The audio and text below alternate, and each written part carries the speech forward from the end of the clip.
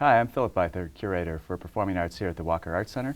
And with me is Beth Gill, who is the third and final commissioned artist under the auspices of the exhibition Merce Cunningham Common Time.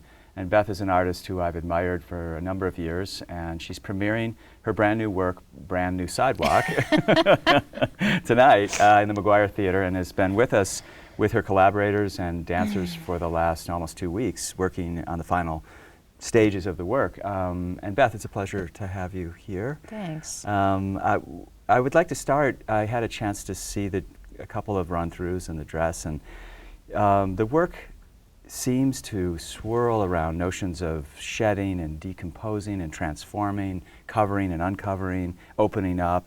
Notions of metamorphosis seem to sort of live there in the work. Were my observations accurate, or how would you summarize the themes of the work, if not that and those elements? I think that's accurate. I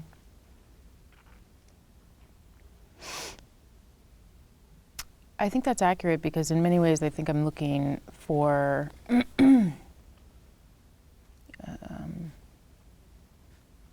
I've been layering themes, or I'm looking for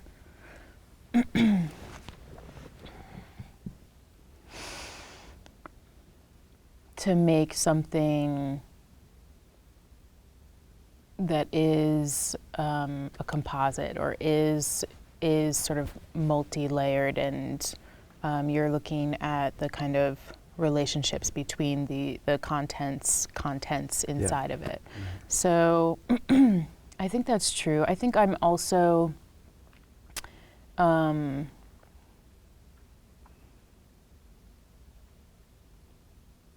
interested in there's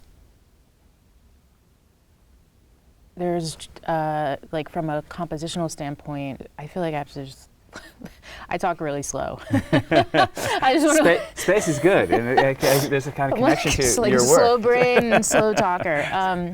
And sorry, I had a lot of coffee this morning. That's okay. That's okay. In each of Brand New Sidewalk has is sort of divided into 3 sections, and each of those sections has a different kind of progression that's kind of carrying it through. So yeah, I think there is a real push towards transformation that's kind of manifesting slightly differently in each of those 3 sections, but certainly that was part of my agenda, was to work in that way, as opposed to showing something that perhaps exists in a more kind of like static space. How early in the process of thinking about the work did you land on that triptych kind of structure, these 3 distinct works, but that live together as a whole? Mm-hmm. And what were either the opportunities in that regard or the challenges? That certainly wasn't my intention right at the start. Like when you and I first started to have conversations, I didn't land on that. I think that was the byproduct of my thought process and commitments around casting in many ways. So, I had when I sort of narrowed down to sort of who I was working with, it felt like the seeds of work that had been planted between me and those people in each case was really like we're in like 3 very separate plots almost, Right. And so that sort of I feel like that's what sort of like set the stage for the compartmentalization of these 3 sections, was just my own reflection in relationship to the performers, which is, there's 4 performers, but there's 2 solos and a duet. Right. So kind of, yeah, and I mean, I could talk more specifically about like when I use that metaphor, the seeds, but yeah, I think it came from my relationship with each of those dancers or sets of dancers, and the kind of work that historically I had been making with that particular person and on their bodies, and or my vision or dreams for like the kind of work I want to be making with those people. You told me early on when we first started to meet now, like almost 2 years ago or something, about the relationship you have with the dancers who perform your work, and that it's not just it's not a casual relation, that you're working almost with their personality and their capacity and their who they are as people in mind as you shape the work. Is that accurate, would you say, or how would you define your relationship? I guess in a way, I just, like in hearing that, I was sort of like, doesn't everyone do that? But maybe not, I don't know. I mean, I think I am definitely using my dancers as a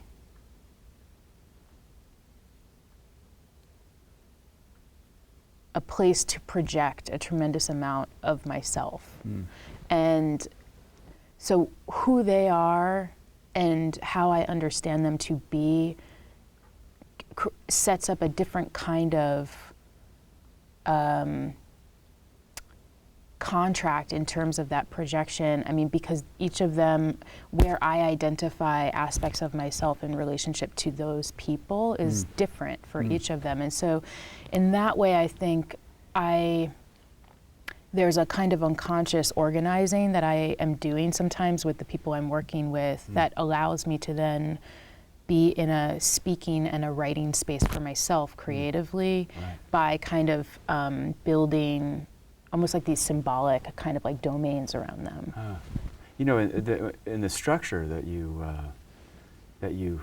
build, it's very interesting, the sort of arc that you have with the solo on 2 ends, where those performers seem to exist in their own universes, and the relationship to materiality and object is quite specific. And then in the middle, it's a duet, which the unison is so tight, and the collaboration between the 2 artists, it almost seems like 2 sides of the same person. And I wondered if you wanted to comment on both. And also, the middle section is so upright and so movement oriented, even though at times minimal, whereas the first and third sections seem to be more performative and about the materials and things like that. Tell me about that kind of structure arc. Yeah, and maybe I'll try my best to just kind of draw from what we were just talking about as well, because I imagine that that's kind of what led you, and I think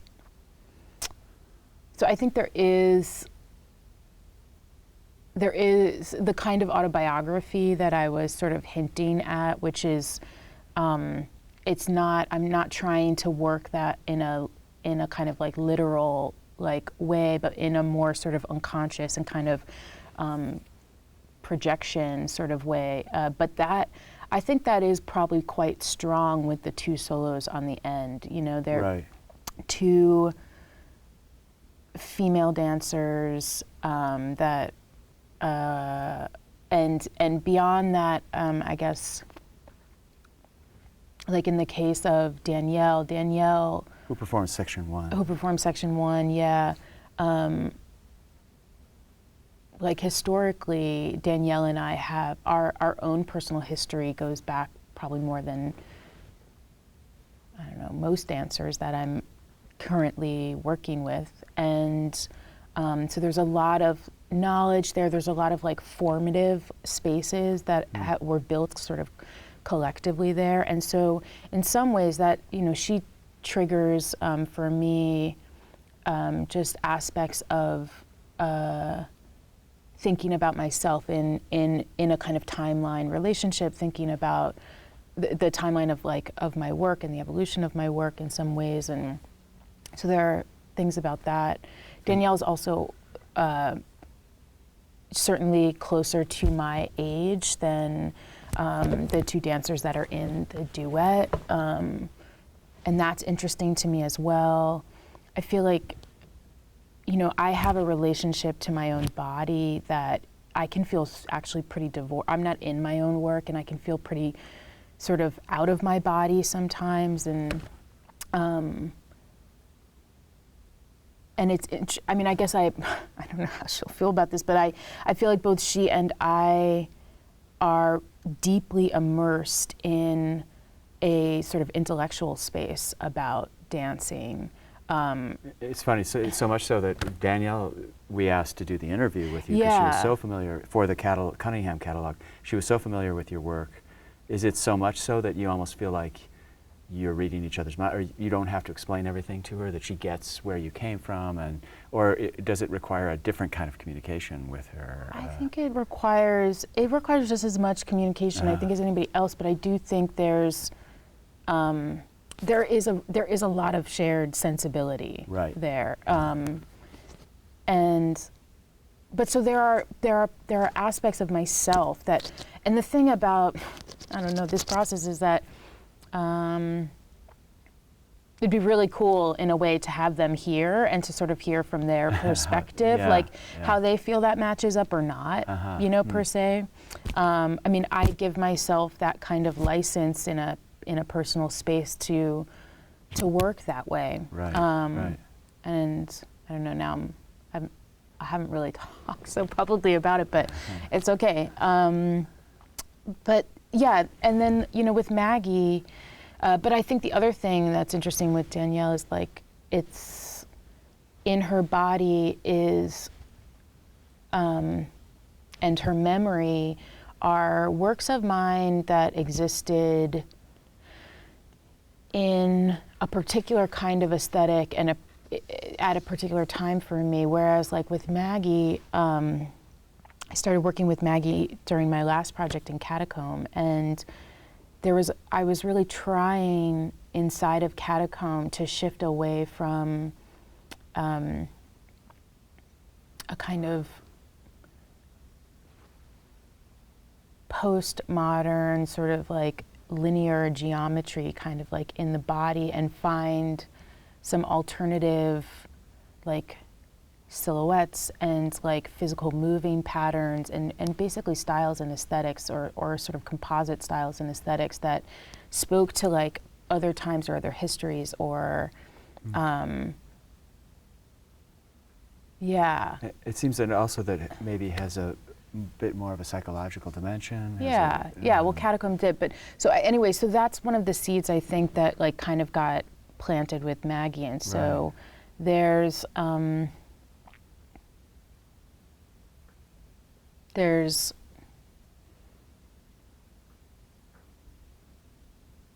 agendas of my own that have to do with how I am able to speak in different tongues, gets kind of moved into her space and her domain. Would you say the middle section with the two younger dancers, that seems to have more of a relationship to your earlier work, or more of a postmodern movement sensibility in a certain kind of way? Would you agree with that? Yeah, I think that's the setup of that piece. And hopefully, I hope that people are able to bring a specific enough eye to what's happening on a physical level to see that while what they're doing looks in relationship to that sensibility is actually quite different. Yeah, and tonally, in terms of texture, the timings are really different. And that all of that is sort of intentional, and that there are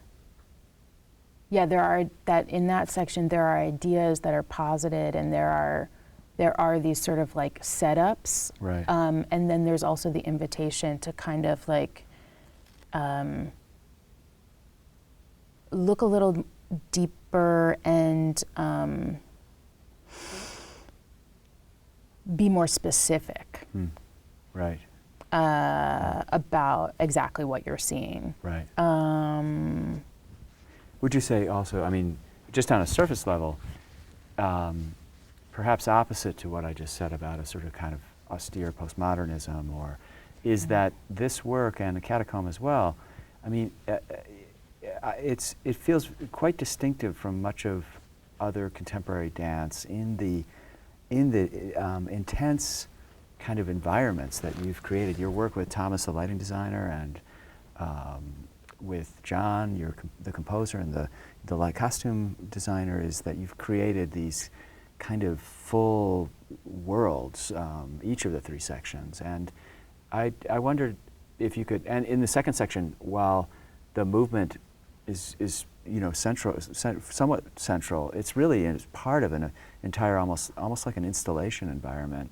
And can you talk about your interest and use of all design elements and the teamwork you've created over years with these designers, and how you think about the bigger visual and sonic landscape of your work? And do you see it as different than how a lot of choreographers are working today? I don't know if I can. Maybe don't have to comment about others, but just in terms of the making of your work. Yeah, I mean,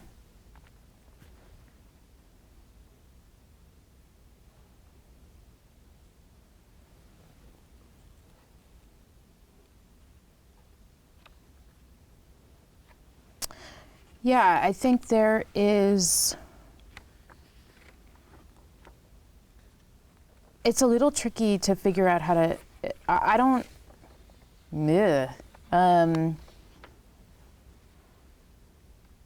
I think it really has to do with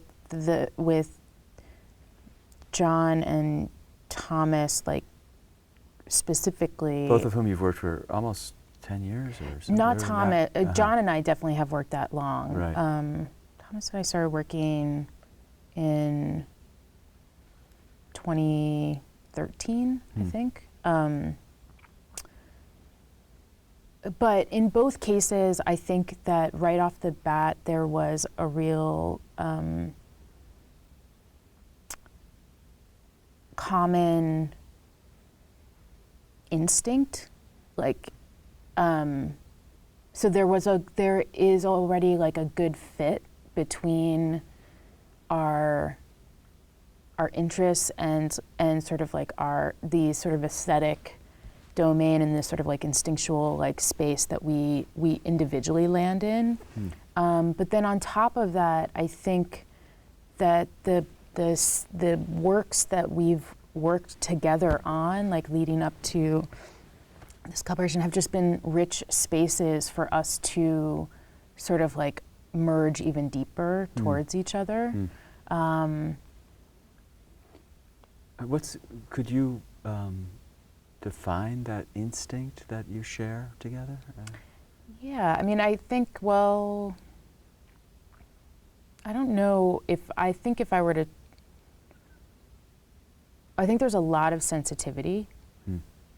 And I think there's a relationship to tension and building tension that happens differently in each of the mediums. I know I work with timing a lot to kind of like build that out, and then of course just spatial composition as well. But John is really adept at creating like thick, weighty spaces, and then like he knows how to kind of build out like a space in that way.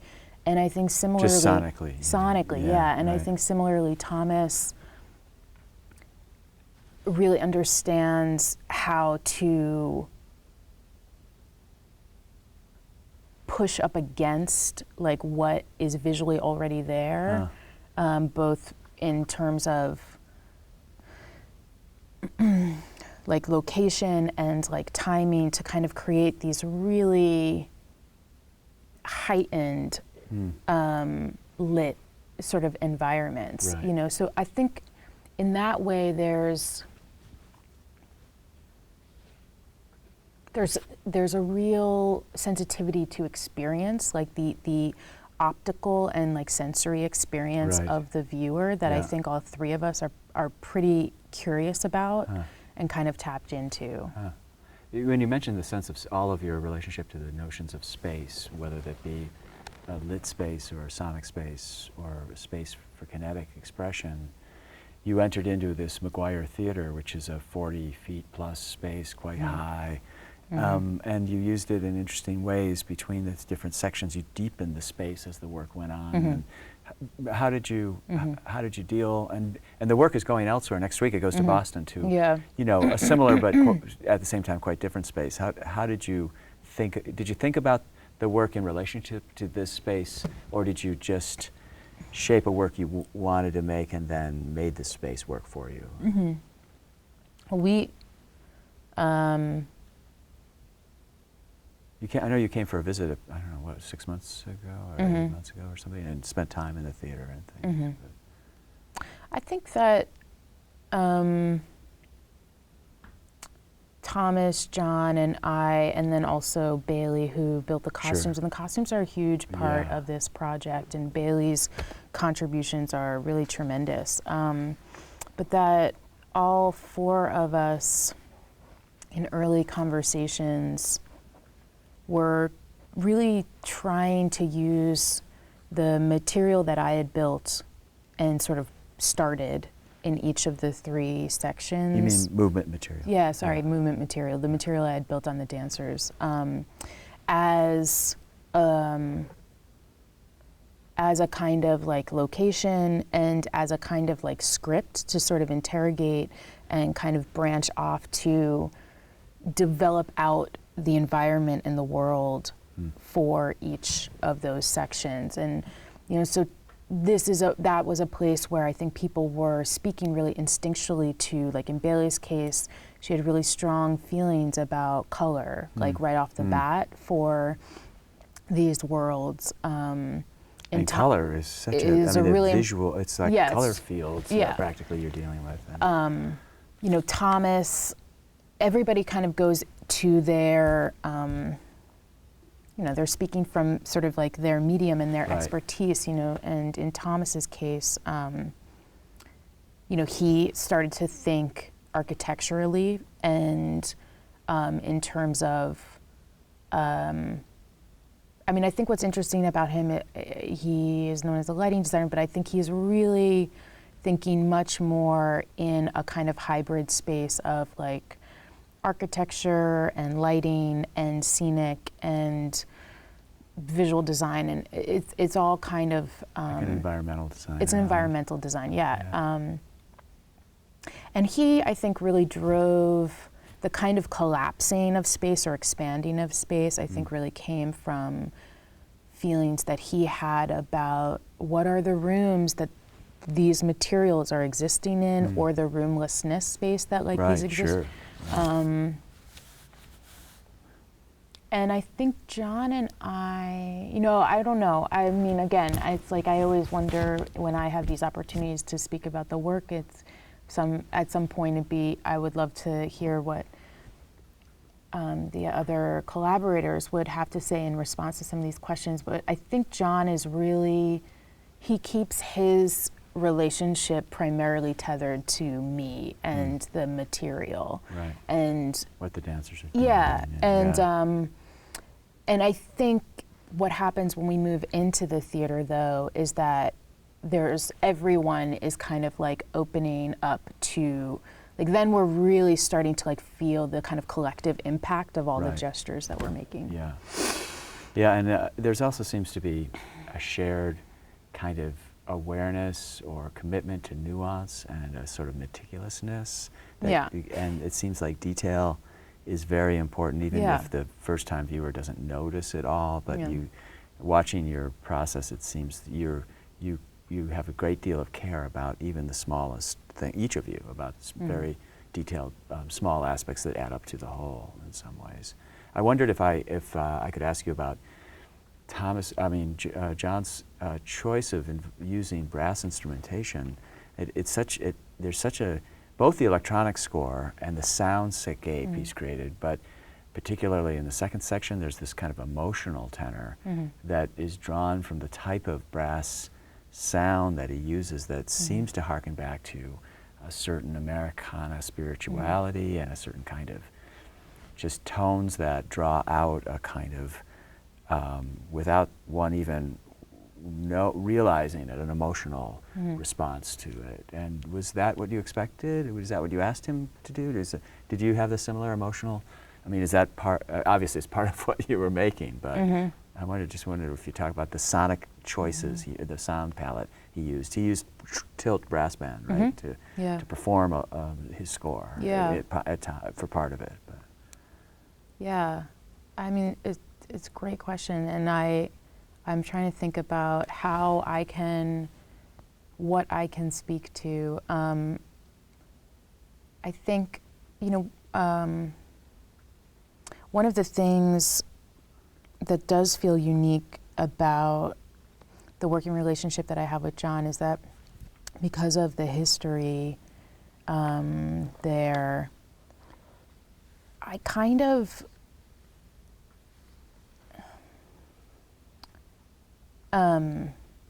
there's just a lot of trust there. So early on, I am trusting John to place us and to set us up in terms of assembling his own materials, his own what will the sounds be, and these kinds of the kinds of structure and shaping that you're speaking to, and how that either moves towards or away a kind of emotional space. I am trusting his instinct about where he drops the pin and sets us, and I don't really do a lot of micromanaging of that. Right. We had definite conversations about that particular section and about the kind of emotional swell that's happening because of the music, and my own confusion at some point in the process about how to relate to that, and with the duet, the degree to which I was going to get the result I wanted more from separating and just creating a kind of coexisting space, or from merging and working with more. Right. I think there is a space in which weirdly both of those things are kind of happening. I don't feel like the dance is completely walled off to the music, and I also feel like there is, I don't feel like it's trying to serve, I don't feel like it's in a direct kind of, in service to, thank you for helping. And I think that feels right. I mean, those are the kinds of things for me that I'm trying to live with. Right. Yeah. Even at this stage, and really feel out the impact, and I'm always sort of gauging the temperature and what how the work is asking me to kind of engage with it or with the performers, and then to kind of adjust and tweak them. Yeah, yeah. I don't know, I hope that felt like an answer. No, definitely. Take a sip. In sort of in the realm of more abstract dance, contemporary dance and things, notions of gender and race aren't always often necessarily a part of the sometimes part of the conversation, but in this particular work, I wondered if you could talk about both aspects. Gender first, in the sense, at least from my read, there's very much feels like these are women. It's about, there's a female investigation in the first and third sections that both have long hair, both are of a certain age. There's a femininity in certain sections, parts of the movement, the undressing even. In the middle section, it starts with two dancers whose heads are covered, and there's almost an androgynous or almost a non-human-like aspect that then becomes revealed that it's a man and a woman halfway through the work. But could you just talk about how gender informed your thinking on this work?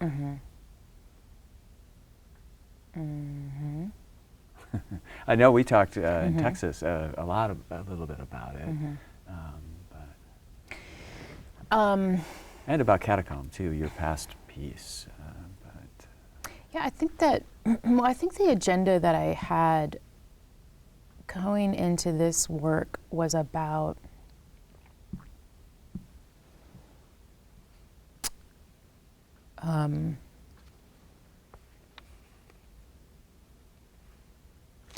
breaking open notions of abstraction for myself, like, and possibly because of the invitation in relationship to Merce's work, like wanting to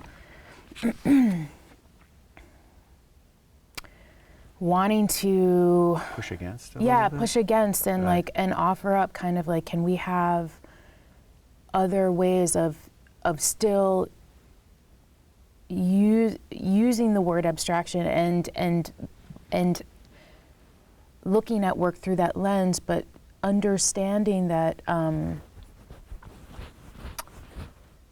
I feel like the function or the way how I'm using abstraction in many ways to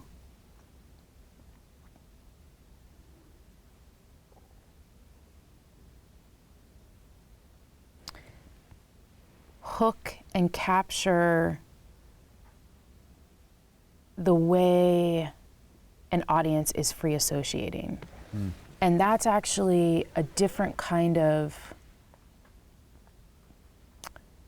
intention than, let's say, like the abstraction of 70s postmodern choreographers, which my understanding is that they were really working to, in their minds, free and untether the work from a space of reading and associating. Story. And yeah. And I'm more interested in how these images activate a kind of a potentially like collective unconscious, or some kind of space in which we, a space of reading. I'm really interested in that. Meaning different ways to read the work. And, leaving it open enough that everyone can bring them. Yeah, and I guess on a more specific level, like to think about the power of gesture and or silhouette or form, and I guess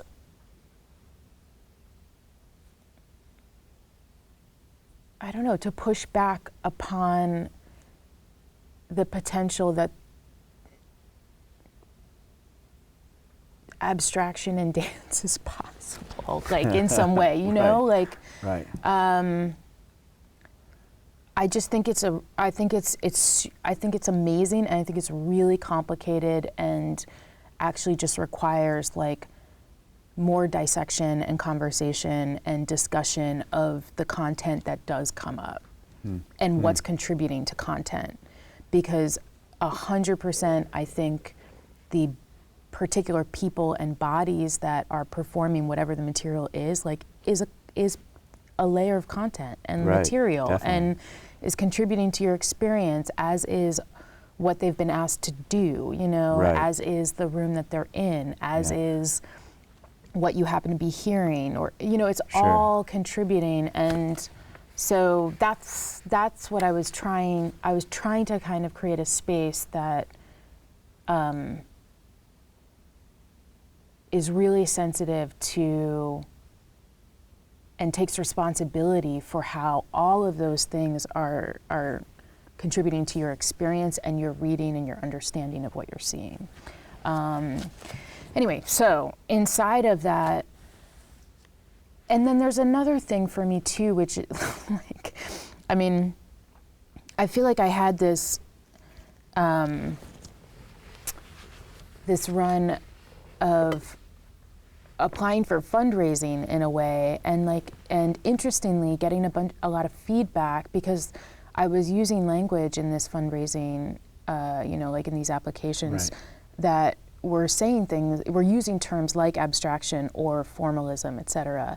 And I think it was interesting because I remember getting a lot of feedback that's sort of like, why formalism now? Like in a moment in the world where there are a lot of issues, there are a lot of competing issues, there are a lot of really important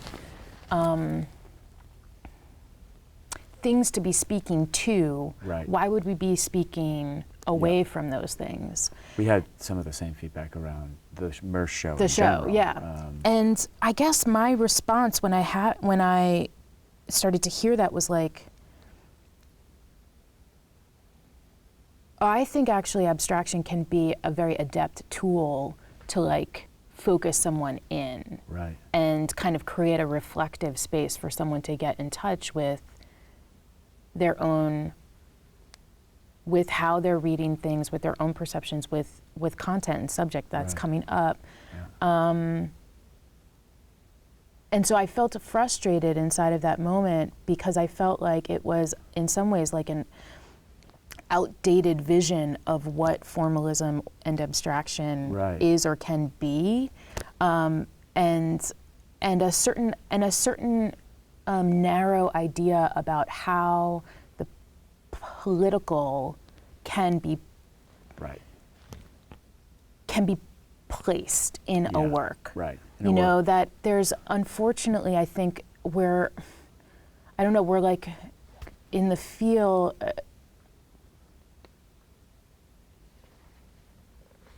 I want the field to be making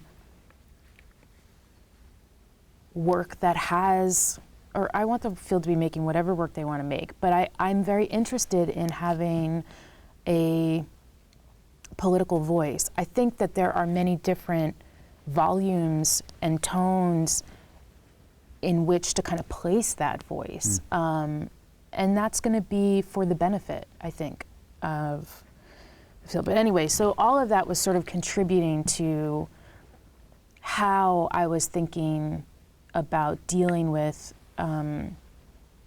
race and gender and maybe sexuality as well, and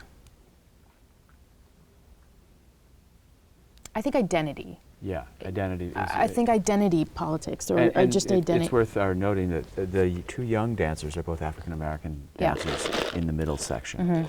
They're of different age and different race than the other two dancers. Although actually, I mean, Maggie is Maggie's closer in age. She's sort of she's the middle child. So that was a conscious choice. So that was also a setup in a way, or there were things already set up for me just in the casting, which happened because these were people I was interested in working with as movers. As humans and movers, and so there was, you know, that's part of my process, is to look at what is the real material and what is the material that's maybe more mine in relationship to the people that I'm working with, that's already set up before we even like go into the studio. And so that contributes to how those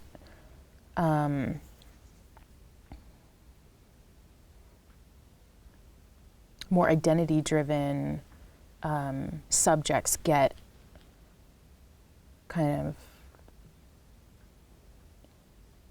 threaded into the work.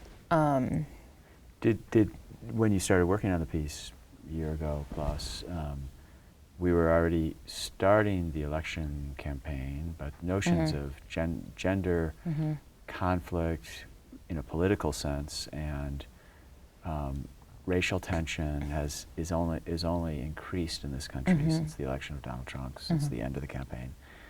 Does the work feel now different even than when you had originally started to, in your own way, look at some of these identity-related issues? Yeah, I mean, there are moments, it's interesting, like I'm seeing, I'll see things in the work now through that lens or frame that I don't think were really part of like an original intention. I mean, there's like a moment where in Danielle's section where she kind of like takes off a garment and just kind of like outstretches it over her head is a very just like, it's actually like just a very open kind of gesture, but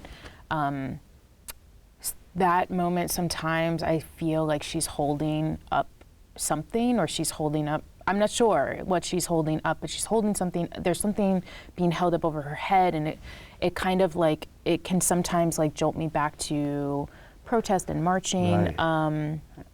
And certainly fists are closed. Fists are closed, and there's a strong image that I personally kind of go back and forth on about the degree to which I'm comfortable or uncomfortable with having it in the work or not, in the duet that's at the end of the piece where, I've tried to do this thing where like I keep Rubik's cubing vocabulary over the course of the piece in both in sort of like orientation and also like through kind of like styles in a way, so that you're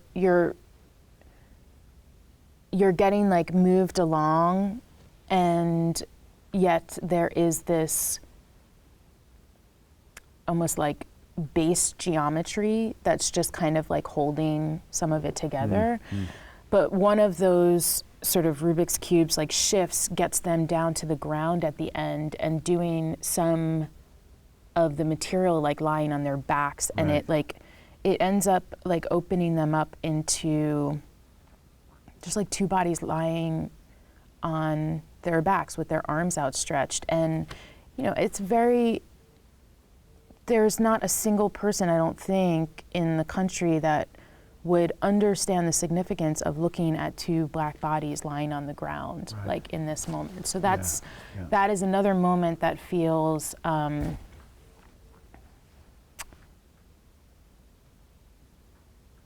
it's painful in a way how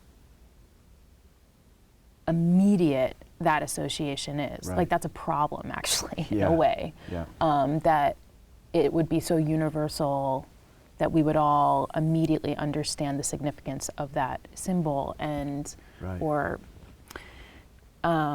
image. Maybe image is the right word. Would you say that the fact that they start on a costume level with head cover and resonant in several different ways. I mean, you dealt a lot with heads and coverings and uncoverings, but also they were kind of hoods too. And this, it's a very nuanced moment when they just turn, their backs are to the audience and then they kind of bring the hoods down. But it's both seemed like one could read a political gesture in a certain way, but also done not so in your, it's sort of so nuanced that you had, it didn't feel like inserted to make a point. It just was more like floating there in a certain way. But yeah, I mean, making the duet for Joycey and Kevin was a lot about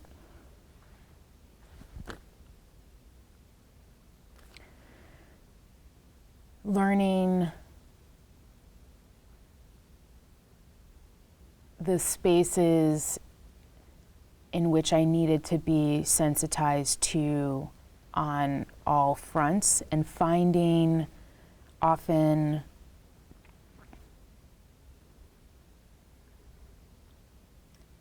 either the gesture that exists in between those places, or an intention that is able to like speak in multiple directions. And I'll be more specific, like in talking about that hood coming off, like one of the things that I had to keep kind of checking in with myself about in relationship to working with Joyce and Kevin was are you abstracting in your mind?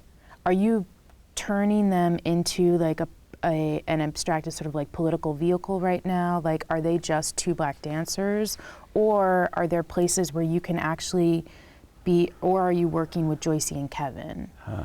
You know, so there was something about the personal versus like Just the surface identity. yeah, that I kept having to, and what I found in that is that when I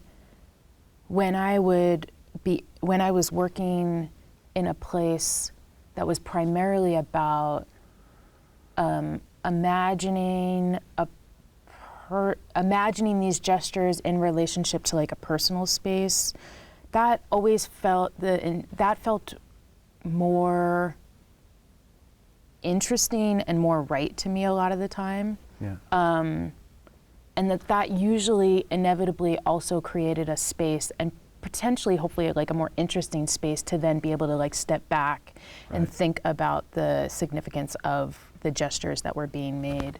So you guys, sounds like you had some in-depth conversations. Oh yeah. About where they were coming from, or like what does this image mean? What do you think this image means, or how do you, so that there was, that they were kind of more than just dancers moving on stage, but they were collaborators around what these questions of race may bring up with people and things like that, or yeah.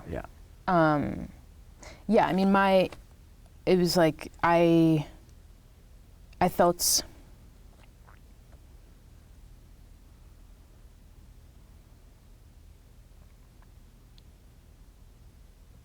the invitation conversation with each of them was one where I tried to be very clear and transparent about how that was a part of just my initial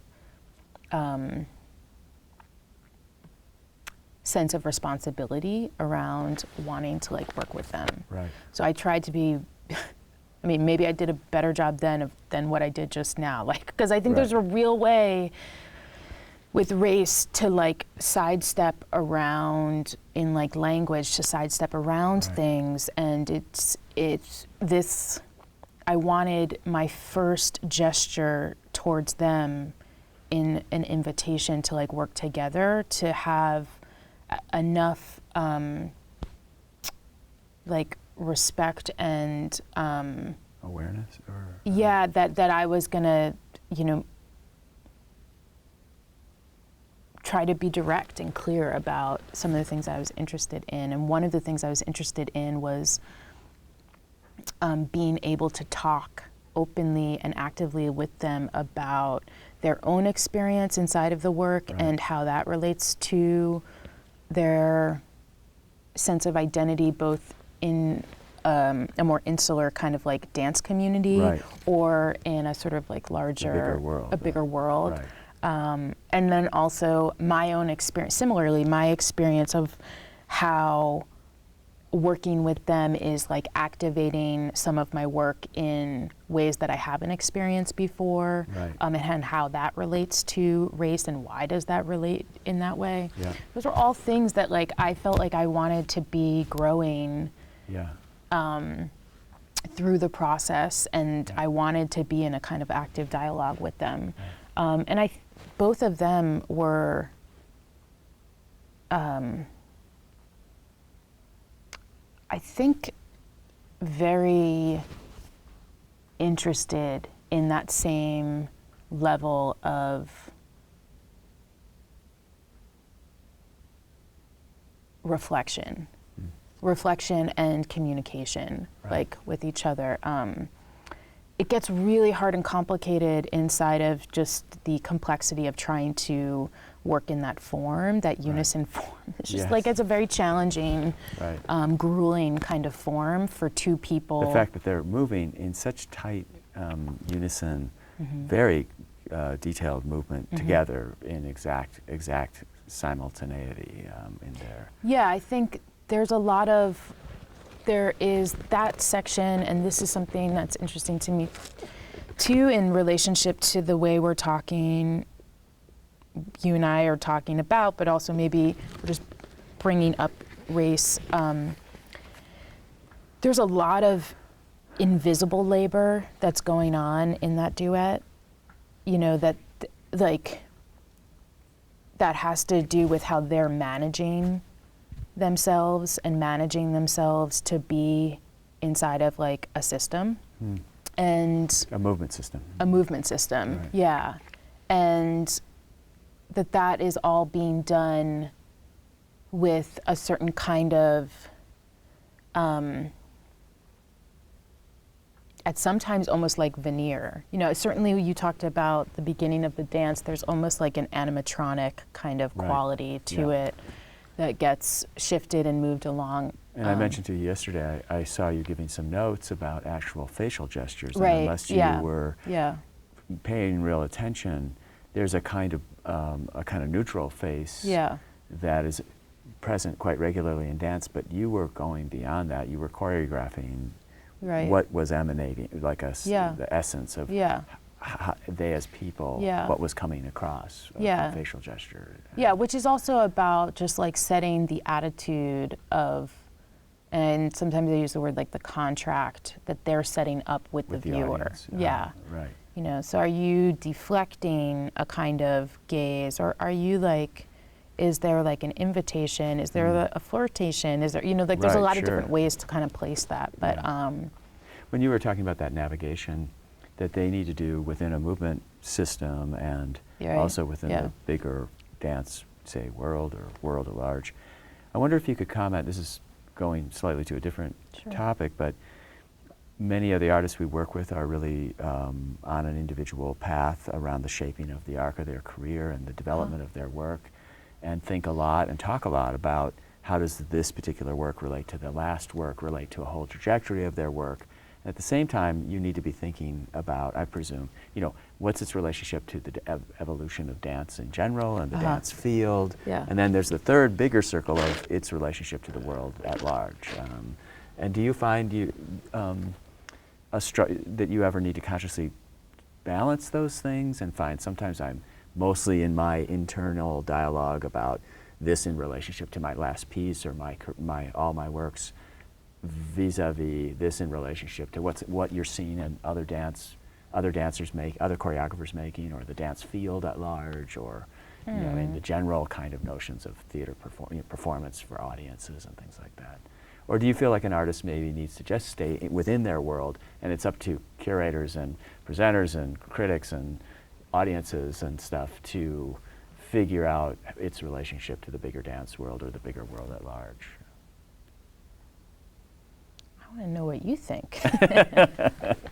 I think our role is partly to help that, but I'm just wondering, this wasn't a prepared question, it just kind of...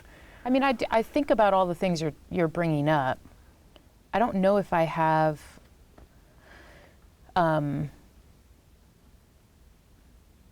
that just feels like something that's part of me. It's a constant process of chipping away at a sense of identity, and your personal identity as an art maker, or and the identity, because the identity of the work is evolving, right, and your identity is like somehow sort of embedded in that, and maybe around that or something.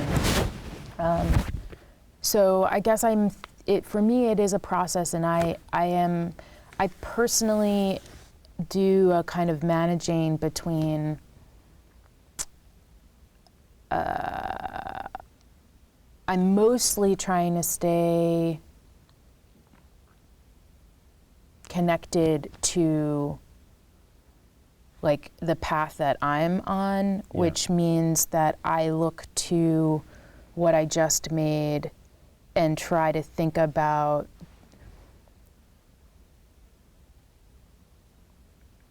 here's the way I can say it. There are multiple agendas that I'm pushing forward through each project. And some of them, like for Joycey and Kevin's like Unison duet, Right. you know, that is something that got posed in my work back in 2007 and has just been getting pushed forward. And this notion of a unison duo? Or yeah, duet? and working in that form, putting a body inside of that kind of like system. Yeah. You know, and you saw a version of that where that expanded out into Electric Midwife, into like 6 5 people, or 6, but anyway, so something like that, it's like, is that theme and that tool is like getting carried forward, and I think that'll just disappear at some point. Like it will complete itself for me, or I will fatigue out on it or whatever, and it'll be gone, and this might be it.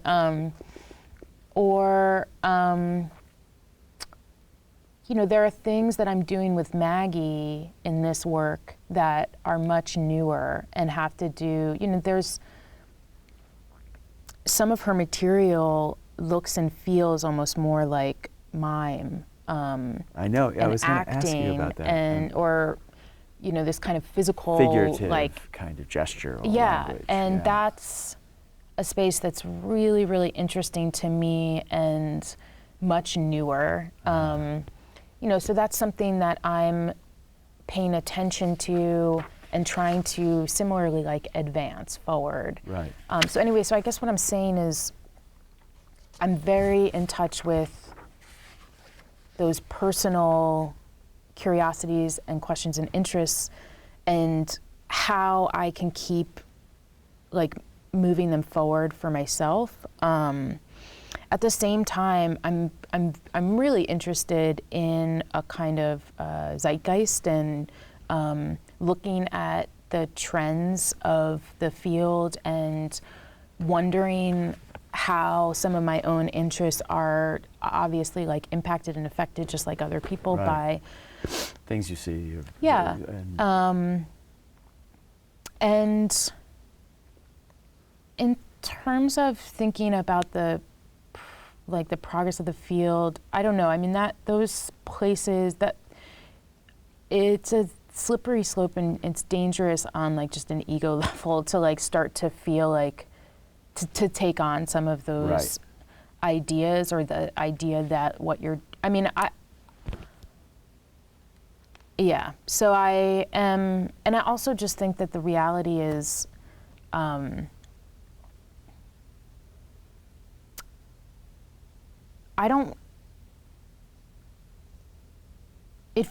dance feels like it has a small audience comparatively to other mediums. Yeah. And so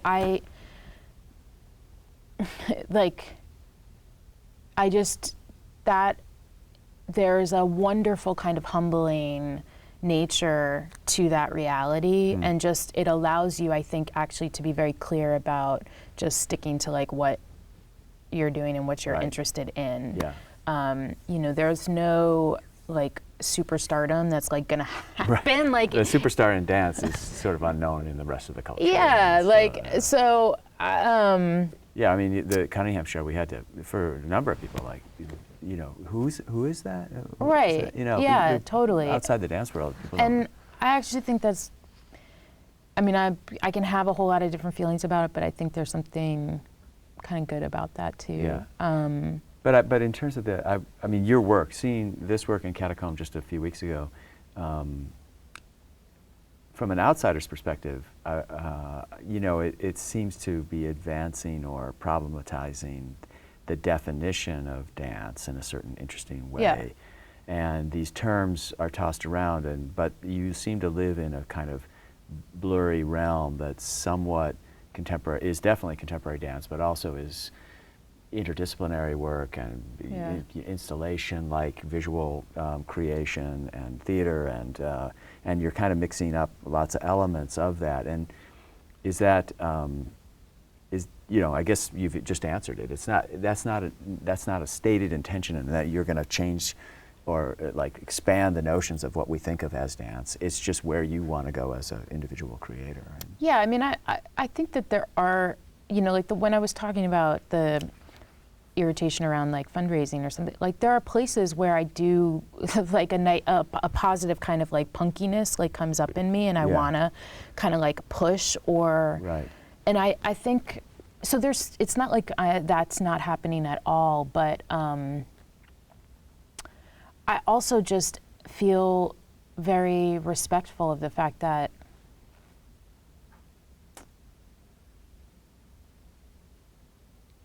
I think it's dangerous for us. The field is and should be a very like wild, sprawling terrain of a lot of different interests and perspectives. Right. And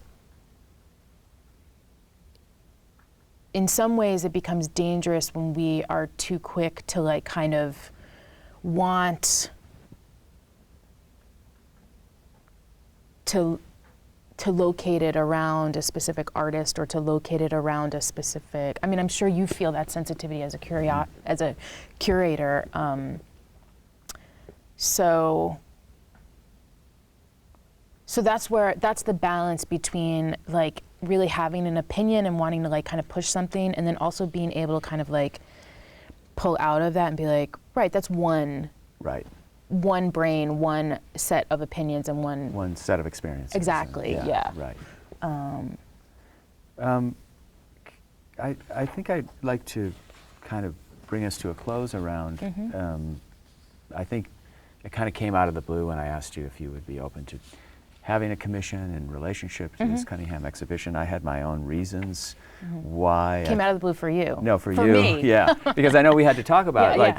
You told me, I didn't really think of immerse, of course, is important to the dance field at large, but you saw yourself, it may be more in a lineage or connected to Trisha Brown's work, and my notions around wanting to support some artists who were on their own distinctive path, that were making a work in a certain kind of way, that were using music in a certain kind of way, there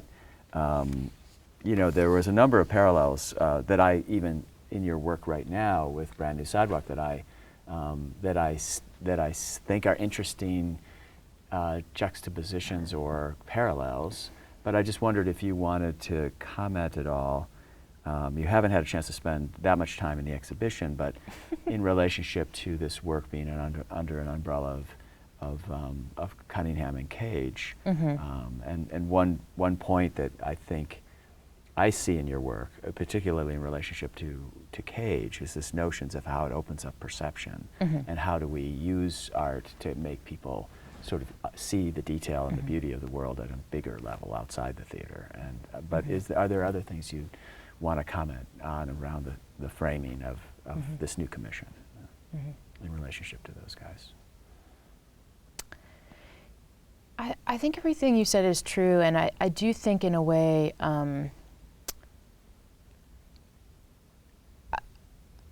one of the disconnects, I think, just like the natural disconnects between me and the kinds of things I'm interested in, and just like my kind of character structure and what I understand, because I don't feel like I've had enough like direct contact with Merce's lineage in terms of people, and to really be able to speak to it with any even remote authority. But my understanding of Merce, my work has such a complicated, at times like problematic relationship to control, and that I think this came up in the interview with Danielle, if I remember correctly, but I think she was generous and like kind enough to kind of reframe the language of control into the language of care, that there's just like, it's about, and you talked about like really, it's like an obsessive, there's an obsessiveness to like attending and touching like everything. When I think of Merce's work, I think of someone who the radicalness and the boldness of what he was doing in some ways had to do with the bravery of letting things play themselves out, you know, and I mean, it'd be interesting. I wonder if some people who were actually involved in his work would counter and be able to talk more specifically about like what was the reality of control and expectation and micromanaging or things like that. Right. But at least from a kind of historical account and the way that they were dealing with like chance operations and stuff like that, it feel like it was hard for me to be able to kind of like identify, easy for me to like really respect the work. Yeah. But Cage is a slightly different like story for me because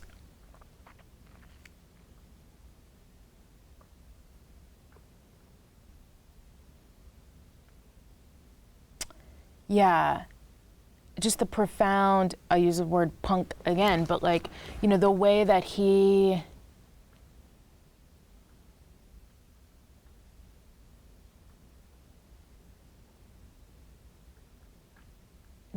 demanded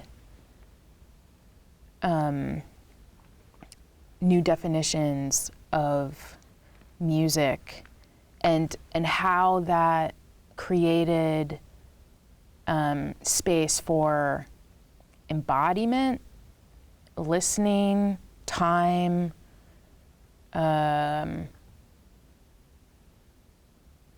nature. I mean, like just a lot of things, like the way that started to like kind of gather like a lasso, like a much wider terrain.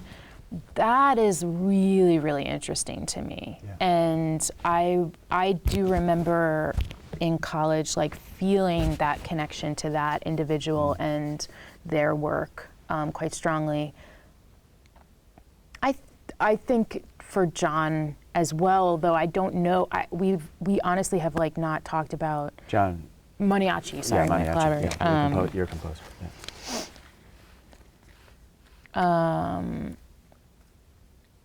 Yeah. So there's more of a kind of like formative or like DNA kind of spirit of Cage, I think, a little bit. Yeah. And that balance is interesting that you talk about with control, because clearly in the movement development and the shape so of much control on a dancerly level. And then on the macro level right. of the indeterminate aspects and the relationship of design, visual, and sonic, just having their complete own autonomy but living in the same space and time.